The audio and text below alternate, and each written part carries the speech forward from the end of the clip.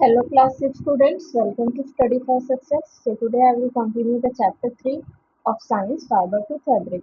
तो हम last part में सारे मोस्टली टॉपिक्स कवर कर चुके हैं कि व्हाट इज फाइबर, फाइबर क्या होता है, फाइबर के टाइप्स क्या क्या होते हैं, नेचुरल फाइबर की क्या क्या वैरायटीज है, प्लांट सोर्सेज से हमें कौन से फाइबर्स मिलते हैं जैसे कि कॉटन हो गया, जूट हो गया, एनिमल सोर्सेज से कौन से फाइबर्स मिलते हैं जैसे कि आपका जूट सॉरी जैसे कि आपका सिल्क हो गया एंड वूल हो गए। तो ये सारी चीज़ें आपके हमने फाइबर्स के बारे में डिस्कस किया था। फिर हमने स्पिनिंग के बारे में पढ़ा था, स्पिनिंग कॉटन यार्न, यार्न से फैब्रिक बनने का प्रोसेस पढ़ा था, उसमें कौन कौन से प्रोसेस होते हैं, गिनिंग होता है, स्पिनिंग होता है, नीटिंग, वीविंग। अब लास्ट टॉपिक जो हमारा रह गया है वो है हिस्ट्री ऑफ क्लोथिंग मटेरियल, और जो प्लांट फाइबर्स है उनके बारे में भी आज हम आगे डिस्कस करेंगे।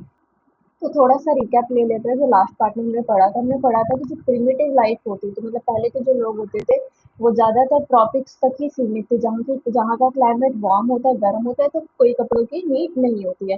फिर लोग ठंडे रीजन में माइग्रेट कर गए थे after the invention of fire. Fire के इन्वेंशन के बाद वो ठंडे रीजन्स में चले गए थे। स्टोन एज के दौरान जो वहाँ के लोग, तब के जो लोग होते थे वो पेड़ों की छाल, बड़े बड़े पत्ते और एनिमल के स्किन का यूज करते थे एज देयर क्लोथिंग। फिर आपका people started wearing stitched clothes. उन्होंने सिले हुए कपड़े कब से पहनने शुरू किए? After the invention of needle. सुई के इन्वेंशन के बाद उन्होंने, मतलब सुई की इन्वेंशन 40 से 50,000 साल पहले हुई थी, तो उसके इन्वेंशन के बाद उन्होंने सिले हुए कपड़ा तो पहनने चालू कर दिए थे। About 30,000 year ago people started using animal skins for clothing. तो 30,000 साल पहले लोगों ने एनिमल स्किन्स का यूज करना शुरू कर दिया था फॉर देयर क्लोथिंग, कपड़े पहनने के लिए। It is believed that wool was used as early as 6,000 years ago. और ये ऐसा माना जाता है कि वूल जो आपका ऊन होता है, जो सिक्के हेयर वेयर से मिलता है और आपको काफी वार्म रखता है, ये 6,000 साल पहले से ही यूज होना शुरू कर दिया गया था। Domestication of silk worms to produce silk occurred around 3000 BC in China. BC is your before Christ year बताने का एक वे है ये। तो डोमेस्टिकेशन मतलब सिल्क वॉर्म्स का घर घर में कब यूज होने लगा? जब सिल्क बनाने के लिए, ये अराउंड 3000 BC में हुआ था चाइना में। In India cotton came to wide spread use around 3000 BC, और इंडिया में इसका काफी ज्यादा मात्रा में यूज कब होने लगा? ये भी 3000 BC के अराउंड ही यूज हुआ। और इस सिल्क वॉर्म जो आपका, इसकी जो इन्वेंशन हुई है चाइना में ही हुई है। एंड सॉरी, सिल्क वॉर्म में सिल्क बनाने का जो मेथड है फ्रॉम सिल्क वॉर्म, ये भी आपका चाइना में ही इसका इन्वेंशन हुआ है कि सिल्क कैसे प्रोड्यूस होता है सिल्क वॉर्म से अराउंड 3000 BC, और इसका डोमेस्टिकेशन भी 3000 BC के अराउंड ही हुआ है। These fabrics were not stitched. ये फैब्रिक स्टिच्ड मतलब सिले हुए नहीं होते थे, they were just wrapped around the body. ये खाली आपकी बॉडी पर रैप कर दिए जाते, मतलब कवर ओवर करने के लिए यूज होते थे, इनकी सिलाई नहीं की जाती थी। जैसे कि even today sari, dhoti and turban are unstitched pieces of cloth. तो आज भी जो साड़ी हो गई आपकी, जो धोती हो गई या टर्बन यानी पगड़ी हो गई, ये सारे आज भी अनस्टिच्ड पीसेस है कपड़ों के, मतलब ये सिले नहीं जाते, इनको आप अपने बॉडी पर रैप करते हो। नेक्स्ट आपका आता है फाइबर एंड फैब्रिक्स। तो क्लोथ्स जो मोस्टली फाइबर्स से बनते हैं, clothes are made mostly from fibres. Clothes में मोस्टली ज्यादातर फाइबर्स मतलब रेशों से बनते हैं।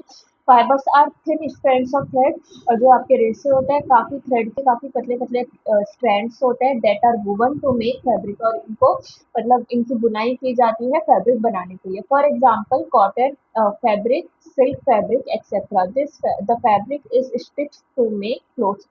तो जैसे कि आपके कॉटन फैब्रिक हो गए, सिल्क फैब्रिक हो गए, तो इन सबको हम इन सब की बुनाई करते हैं फैब्रिक बनाने के लिए, और ये फैब्रिक स्टिच करके इनको क्लोथ्स बनाया जाता है। For example cotton fabric can be stitch into a cotton frock और कॉटन कुर्ता। इसका मतलब कि हम कॉटन का फैब्रिक यूज कर सकते हैं उसको कॉटन फ्रॉक और कॉटन कुर्ता बनाने के लिए। स्टिच करके हम कॉटन के फैब्रिक को स्टिच करके हम कॉटन फ्रॉक और कॉटन कुर्ता बना सकते हैं। There are two main processes of making fabric from fiber, weaving and knitting. तो मेनली दो प्रोसेस होते हैं फाइबर से फैब्रिक बनाने के। मेनली दो प्रोसेस होते हैं, weaving and knitting. Last part में बहुत अच्छे से बताया है।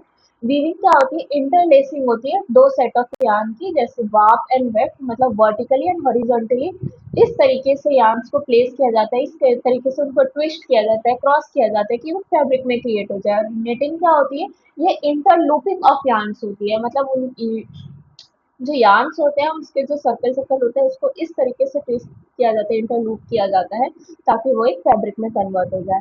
तो ये रहा वो weaving involves making fabric by arranging two set of yarn. It is done by using a machine called loom which can be hand operated और पावर ऑपरेटेड। तो वीविंग इन्वॉल्व मतलब वीविंग के अंदर आपका क्या आता है, इस तरीके से फैब्रिक को बनाना आता है। Arranging two set of yarn मतलब यार्न दोनों सेट ऑफ यार्न को अरेंज करके फैब्रिक बनाने का प्रोसेस इसमें होता है वीविंग में।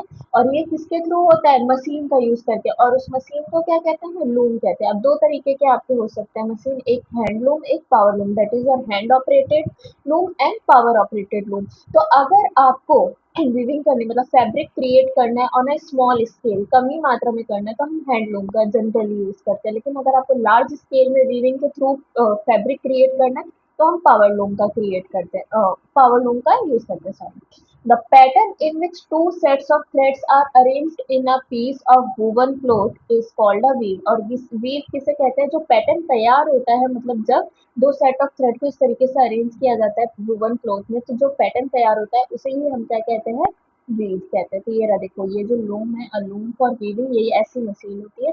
और ये जो वीव के पैटर्न है वो ऐसे होते हैं, ये देखो, दैट इज योर अगर हॉरिजॉन्टली कोई चीज है तो वो आपका वाप हो गई, और वर्टिकली उसके बीच में आप प्लेस कर रखा है, ट्विस्ट कर रखा है, एक ही फैब्रिक तैयार हो रहा है। ये आपका हो गया वीविंग। इस वीविंग इस तरीके से होता है। और ये जो पैटर्न्स बनते हैं इसे ही कहते हैं वीव पैटर्न्स।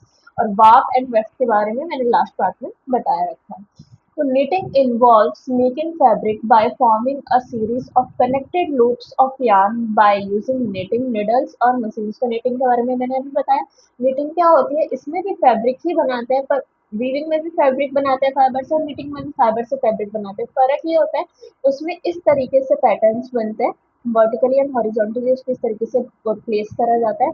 लेकिन knitting में आपका क्या होता है, ये जो आप लूप्स देख रहे हो ना, इस लूप्स की इंटरलूपिंग की जाती है और इस तरीके से पैटर्न क्रिएट होता है और ये आपका तब एक फैब्रिक बनता है। तो ये चीज होती है निटिंग। और जो निटिंग है हम उसको मतलब कैसे, निटिंग नीडल्स का यूज करके या फिर मशीन का यूज करके हम निटिंग कर सकते हैं। Sweaters are made from wool strands by knitting. और आपने देखा होगा ना कि कभी कभी मतलब आपकी दादी या नानी आपके लिए स्वेटर सिलती होंगी ऊन के, तो वो क्या होती है, वही प्रोसेस आपका निटिंग होता है। जो वूल स्ट्रैंड से स्वेटर बनाए जाते हैं दैट इज मेड बाय और प्रोसेस नोन एज निटिंग। फिर आपके दो टाइप्स ऑफ फाइबर होते हैं, natural fibre and synthetic fibres. तो fibre used to make fabrics may be natural and synthetic. तो दो तरीके के फाइबर है, तो उस फाइबर से जो फैब्रिक तैयार होगा वो भी आपका नेचुरल हो सकता है, सिंथेटिक हो सकता है। Fibre that are obtained from plants और animals are called natural fibre. जो फाइबर्स प्लांट और एनिमल से मिलता है उसे नेचुरल फाइबर कहते हैं। इसके जो एग्जांपल्स है वो है कॉटन, जूट, सिल्क, कैन वूल। और जो फाइबर मैन मेड होता है, मैन मेड मतलब इंसान तैयार कर रहा है केमिकल सब्सटेंसेस का यूज करके, उसे हम क्या कहते हैं, सिंथेटिक फाइबर्स कहते हैं। और इसके जो एग्जांपल्स है वो है nylon, rayon, polyester and acrylic. Let us learn more about plant fibres. तो प्लांट फाइबर्स के बारे में और थोड़ा सा जान लेते हैं कि उसकी इंपॉर्टेंस क्या क्या है, यूजेस क्या क्या है। So cotton, jute, coir, silk, cotton, hemp and flax are examples of plant fibres. तो ये सारे आपके एग्जांपल है प्लांट फाइबर के। Denim used to make jeans is made from cotton. और जो डेनिम जीन्स बनाने के लिए यूज किया जाता है ना, वो भी आपका किससे बना होता है, कॉटन से बना होता है। ये सॉक्स, टॉवल्स, ये सारे किस चीजों से बने हैं, कॉटन से बने हुए हैं। The cotton plant is a shrub. Cotton plant एक श्रब है। श्रब यानी मतलब पेड़ से छोटा होता है, छोटा वृक्ष भी कहते हैं, झाड़ी जैसे हो गया आपका, तो पेड़ से छोटा इसकी लेंथ होती है। तो कॉटन प्लांट क्या है, श्रब है। It grows well in black soil and warm climate. It needs moderate rainfall. तो देखो यहाँ पे क्या दिया हुआ गया है, तीन कंडीशंस दी गई है जहाँ पे आपका कॉटन अच्छे से ग्रो कर सके। पहली कंडीशन ये है कि ये ब्लैक सॉइल में अच्छा ग्रो करता है। दूसरा, इसको वार्म क्लाइमेट की, गर्म क्लाइमेट की जरूरत होती है। तीसरा, इसको मॉडरेट रेनफॉल की जरूरत होती है, यानी कि मतलब हल्की बारिश, या ऐसा भी कह सकते हो। Cotton is a soft fibre that grows around the seeds of the cotton plant. तो जब मैंने आपको बताया था कि हर प्लांट के अपने अपने फाइबर होते हैं डिफरेंट डिफरेंट बॉडी स्ट्रक्चर में, तो कॉटन प्लांट का कहाँ पर होता है, उनके सीड्स के अराउंड होता है। तो कॉटन क्या होता है, एक सॉफ्ट फाइबर होता है, बहुत मुलायम फाइबर होता है, जो कि कॉटन प्लांट के सीड्स के अराउंड ग्रो करता है। A variety of textile products are made from cotton. और ज्यादातर आप देखोगे जो टेक्सटाइल प्रोडक्ट्स होते हैं हमारे, यानी कपड़ों का जो उत्पाद होता है ज्यादातर उसकी जो वैरायटी होती है वो किससे बनी होती है, कॉटन से बनी होती है। In India khadi a course hand woven cloth is made from cotton. और इंडिया में भी जो खादी आपने सुना होगा, ये क्या होती है, बहुत ही मजबूती हाथ से मतलब ये इसकी बुनाई की जाती है, और ये भी किससे बना होता है आपका, कॉटन से बना होता है। नेक्स्ट आपका इसमें देखो प्रोसेस दे रखा है कि एक कॉटन बॉल से, एक कॉटन प्लांट से आपका कैसे कॉटन फाइबर से एक आपका फैब्रिक और उसके बाद एक क्लॉथ तैयार होता है, फैब्रिक तैयार होता है। तो the cotton plant has a small green fruit called the cotton ball. तो कॉटन प्लांट के पास छोटे छोटे ग्रीन फ्रूट्स होते हैं जिसे हम क्या कहते हैं, कॉटन बॉल कहते हैं। And the ball has seeds inside, और इसी बॉल के अंदर आपके बीज होते हैं which are surrounded by cotton fibre, जो कि जो सीड्स होते हैं वो किससे सराउंडेड होते हैं, कॉटन फाइबर से होते हैं। When the cotton ball matures, जब ये कॉटन बॉल फुल्ली डेवलप हो जाते हैं, प्रॉपर ग्रो कर जाते हैं, इट स्प्लिट्स ओपन, ये ओपन हो जाते हैं, एक्सपोजिंग द रॉ कॉटन, और ये रॉ कॉटन को एक्सपोज कर, रॉ कॉटन फाइबर्स को एक्सपोज कर देते हैं, बाहर शो करने लग जाते हैं, दिखने लग जाते हैं। The heat of the sun dries this fibre, और जो सन की हीट होती है वो इन फाइबर्स को ड्राई कर देती है। After the fibres have dried, और ये जो कॉटन फाइबर ड्राई हो जाता है, जो क्रॉप इज हार्वेस्टेड, तब क्रॉप की हार्वेस्टिंग कर दी जाती है। Once the cotton is harvested it is sent for ginning, और एक बार जब कॉटन हार्वेस्ट हो जाता है तो इसे गिनिंग के लिए भेज दिया जाता है। अब गिनिंग क्या होता है, तो गिनिंग वो प्रोसेस मैंने आपको बता रखा है, गिनिंग वो प्रोसेस होता है जिसमें हम कॉटन को फर्स्ट सीड से अलग करते हैं बाय यूजिंग स्टील कॉम्ब और स्ट्रॉन्ग एयर करंट्स, ये मैंने बता रखा है। This separation is brought about with the help of strong air currents.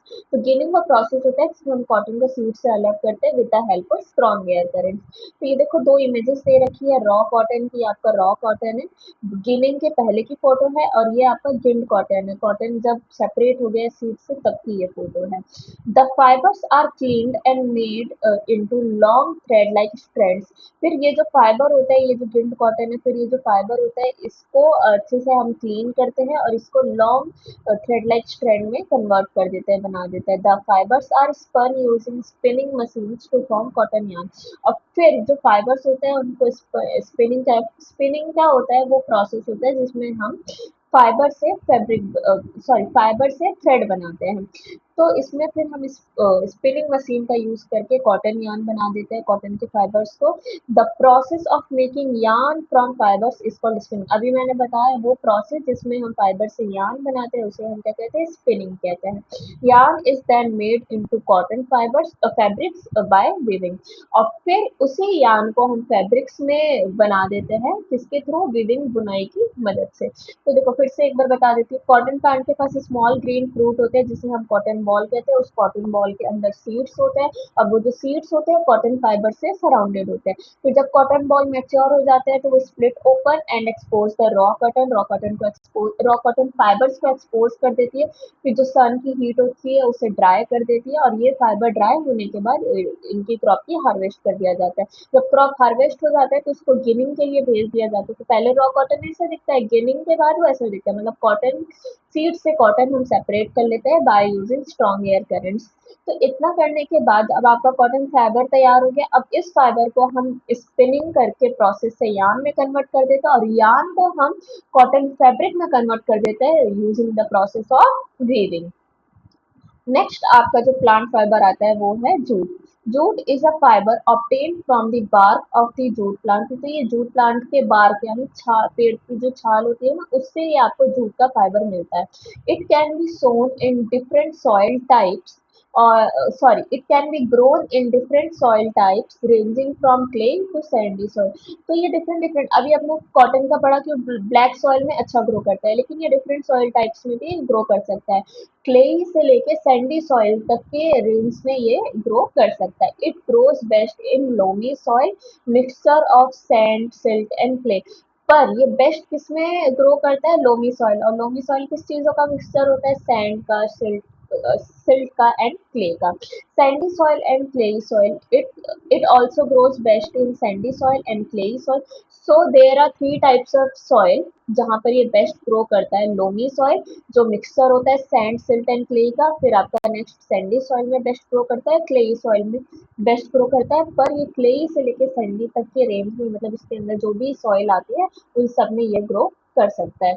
It grows well in region where it rains a lot. तो कॉटन में रेनफॉल मॉडरेट चाहिए, लेकिन इसमें ये जूट कहाँ ग्रो करेगा, जहाँ बहुत ज्यादा बारिश होगी। Almost 80% of the world's highest high quality jute comes from Bangladesh, and Bangladesh, India, China, Nepal and Thailand are the main producers of jute. तो ये सबसे ज्यादा जहाँ बारिश होती है वहां ग्रो करता है, और 80% वर्ल्ड की हाई क्वालिटी जूट है वो कहाँ से आती है, बांग्लादेश से आती है। और बांग्लादेश, इंडिया, चाइना, नेपाल और थाईलैंड ये मेन प्रोड्यूसर्स है अपने जूट के। तो ये जूट बनाने का ये प्रोडक्शन दे रखे हैं, जूट की प्रोडक्शन कैसे होती है। तो ये जूट प्लांट है, और ये जूट प्लांट से अभी मैंने बताया, उसके हमें बार्क से हमें क्या मिलता है, जूट फाइबर मिलता है। The jute plant grows 6 to 10 feet in height and has no branches.